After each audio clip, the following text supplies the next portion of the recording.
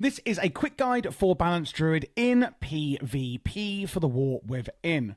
We are going with Elun's chosen hero talents, meaning that things like Fury of Elun, etc. are enhanced. And we're always going to be going into our Lunar Eclipse and using Starfire. For the set bonus in this season, we have Star Surge damage is increased and Starfall damage is also increased. And Lunar Eclipse and Solar Eclipse each increase the astral power Wrath generates and how much Starfire generates, meaning we can get through those cycles much quicker. At the top here, we have the kind of opener. So I would always say to go into your Prowl, it will automatically put you into cat form, going into stealth so that you can get the advantage. And then you can go in with a Cyclone, basically whooshing them up into the air and incapacitating your enemy from the offset and giving you the advantage of surprise. Then we're going to use our Sunfire and Moonfire to dot, or damage over time, dot up our enemies. And this is going to generate something called Astral Power. We're going to be spending that Astral Power on Star Surge. That's our main resource here. You can see we have a maximum of 100, and we can use that quite a few times, and we've got a lot of it to really blast out some burst damage on our enemies. To go into your Lunar Eclipse, you're going to press Wrath twice, and you can see here, Lunar Eclipse. Arcane spells are basically greatly enhanced, dealing more damage. And we always want to be in that Lunar Eclipse and then using Starfire when we're in it. As soon as we come back out of our Lunar Eclipse, we then want to go a Wrath and a Wrath again to get back into it, etc. Basically using Starfire and then Star Surge as our filler. If you do want to do burst damage, I would use your Incarnation, there we go, Incarnation Chosen of Elun, an improved Moonkin form that grants the benefits of Celestial Alignment, increased arcane damage and crit chance. We're then going to immediately use Fury of Elun, which casts down a big beam that's going to follow your enemies around.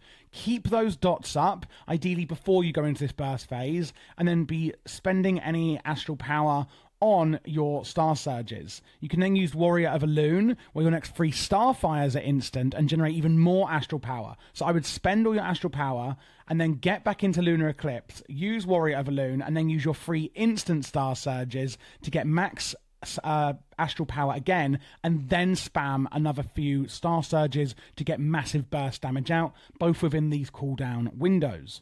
Hopefully that made sense. Now I want to show you through the utilities we have available.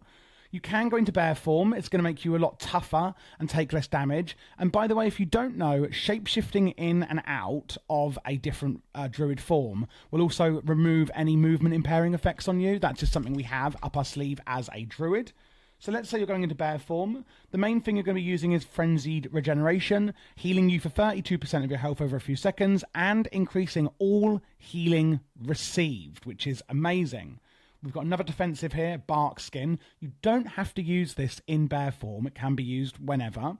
Your skin becomes as tough as bark, reducing all damage you take, increasing healing received, and preventing damage from delaying any spell casts. And you can use it while you're stunned, frozen, incapacitated, feared, sleeping, and in all shapeshift forms. So if they do stun you, etc., you can get out of that.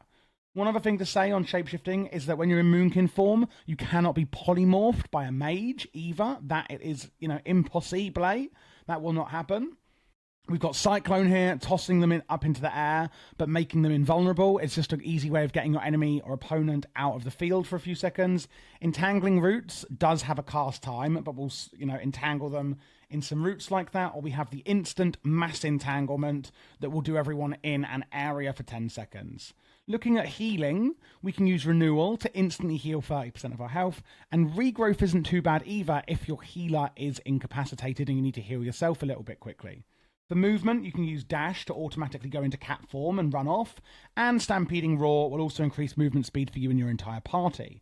For interrupts, we can use Solar Beam, which is going to interrupt all spellcasting in this beam for about 8 seconds. And then lastly, we have Typhoon, where you can push away your enemies and kind of interrupt them. And also Mighty Bash, invoking the Spirit of Ursoc to stun your target for 4 seconds, which you'd think you can only use in cat form, but it's not. You can use it in all forms as well.